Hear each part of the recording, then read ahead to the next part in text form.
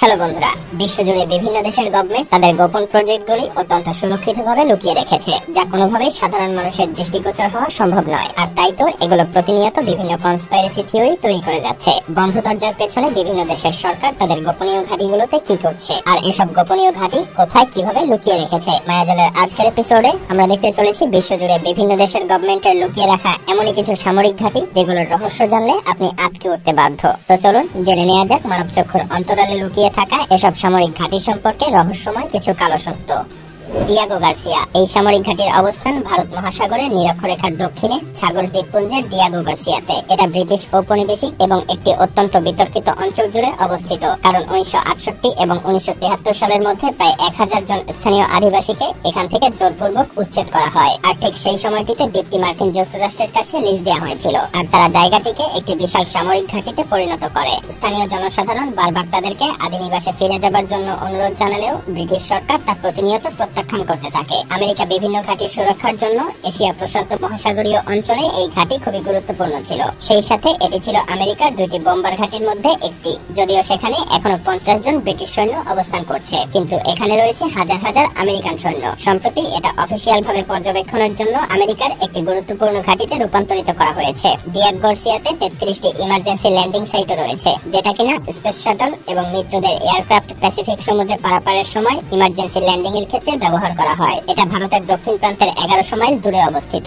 তাই বলা যায় এটা মূল স্থলভূমি থেকে অনেকটাই আলাদা। তাই খুবই সহজেই এখানে অনেক সিক্রেট প্রজেক্ট পরিচালনা করা সম্ভব হয়।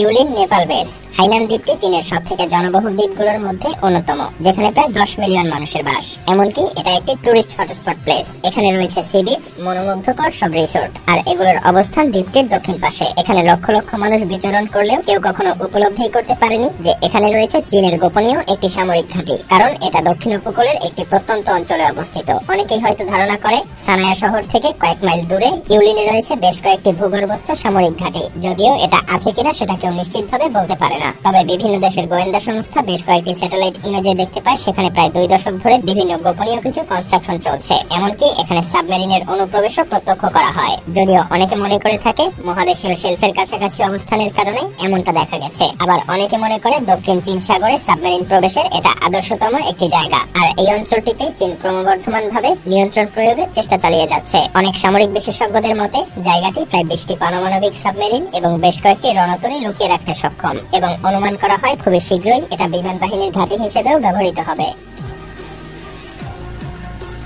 সিয়াচেন গ্লেশিয়ার। আমাদের পৃথিবীতে এমন কিছু সামরিক ঘাঁটি রয়েছে যেগুলোর গোপনীয়তা এবং রহস্য যে কাউকে শিহরণ জাগিয়ে দিতে সক্ষম। সিয়াচেন গ্লেশিয়ার তেমনই একটি সামরিক ঘাঁটি। এটা ক্যারাকোরাম পর্বতের পূর্বে অবস্থিত, যেটা কিনা ভারত পাকিস্তানের বর্ডার, কিন্তু অফিসিয়ালি এই সামরিক বেস ভারতের নিয়ন্ত্রণে। যদিও এটা নিয়ন্ত্রণ করতে 1970 সাল থেকে দুটি দেশ বেশ কয়েকবার যুদ্ধে জড়িয়েছে। সমুদ্রপৃষ্ঠ থেকে 18,000 ফিট উচ্চতায় এই সামরিক ঘাঁটির অবস্থান প্রায় 47 মাইল বর্গ কিলোমিটার অঞ্চল জুড়ে, আর বছরের বেশিরভাগ সময় জুড়েই এখানকার তাপমাত্রা থাকে 50 ডিগ্রি সেলসিয়াস। এই জায়গাটিকে বলা হয় পৃথিবীর সবথেকে উচ্চতম যুদ্ধক্ষেত্র। অনেকেই মনে করে ভারতীয় সেনাবাহিনী জায়গাটির নিয়ন্ত্রণ নিতে উপহিমবাহী ঘাঁটি তৈরি করেছে, যদিও এটা এখনো জানা যায়নি যে এটার বিস্তৃতি কতটা অঞ্চল জুড়ে। তবে জানলে অবাক হবেন যে প্রতিদিনই এই উপহিমবাহী ঘাঁটি থেকে প্রায় 1 টন ওজনের ভারতীয় সৈন্যদের বর্জ্য নিষ্কাশন করা হয়। অনেক সামরিক বিশেষজ্ঞগণ এটাও মনে করে থাকেন ভারত এখানে তেলের অনেক বড় একটি নেটওয়ার্ক স্থাপন করেছে, আর এটা স্থাপন করার মূল লক্ষ্য হলো এসব ফাঁড়ি এবং ক্যাম্প সমূহে তেল সরবরাহ করা। সেই সাথে প্রতিনিয়ত সৈন্যদের প্রয়োজন অনুসারে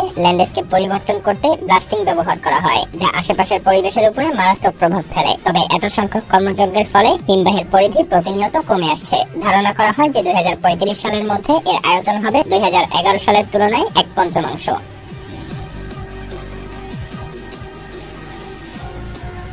শায়ান মাউন্টেন কমপ্লেক্স। এই মাউন্টেন কমপ্লেক্স নির্মাণ করা হয়েছে 1961 থেকে 1966 সালের মধ্যবর্তী সময়ে। কলোরাডোতে কলোরাডো স্প্রিং এর কাছাকাছি অবস্থিত এই মাউন্টেন কমপ্লেক্স যুক্তরাষ্ট্রের অন্যতম নিরাপদ এবং গোপনীয় একটি সামরিক ঘাঁটি। এখানে রয়েছে পাহাড়ের মধ্যে নির্মিত বিশাল বাংকার। ধারণা করা হয় 200 ফিট গ্রানাইটের নিচে 15টি 3 বিল্ডিং এর এক সারি রয়েছে এই পর্বতের কেন্দ্রবিন্দুতে, যা একটি নেটওয়ার্কের সঙ্গে সংযুক্ত। এখানে রয়েছে উচ্চ ক্ষমতা সম্পন্ন ইলেকট্রোম্যাগনেটিক্যাল পল। 1.2 বর্গমাইল বিস্তৃত এলাকাটিতে 25 টনের এমন এমন একটি দরজা রয়েছে যা কিনা 30 মেগাটন নিউক্লিয়ার এক্সপ্লোশন প্রতিরোধী। এখন আপনাদের মনে নিশ্চয়ই প্রশ্ন জাগছে, এই কমপ্লেক্সের জন্য এতটা নিরাপদ ব্যবস্থা কেন রাখা হয়েছে? গত 7 বছরের আমেরিকার সকল গোপনীয় প্রকল্পগুলির কার্যক্রম এখান থেকেই চালানো হয়েছে, আর এটা করা হয়েছে মূলত আমেরিকান এয়ারফোর্সের কমান্ড অনুসারে। এখান থেকে আমেরিকা এবং কানাডার আকাশ সীমা পর্যবেক্ষণ করা হয়। এটা নিয়ে বেশ কয়েকটি কনস্পাইরেসি থিওরিও রয়েছে, যেমন এটা নিয়ে একটি ফিকশনাল টিভি শো ছিল। এই জায়গাটিতে আরো অবিশ্বাস্য এবং খুবই সেন্সিটিভ কিছু এক্সপেরিমেন্ট করা হয়, আর তাই তো এটা শুধুমাত্র আমেরিকা নয়, গোটা পৃথিবীর মধ্যে অন্যতম প্রোটেক্টিভ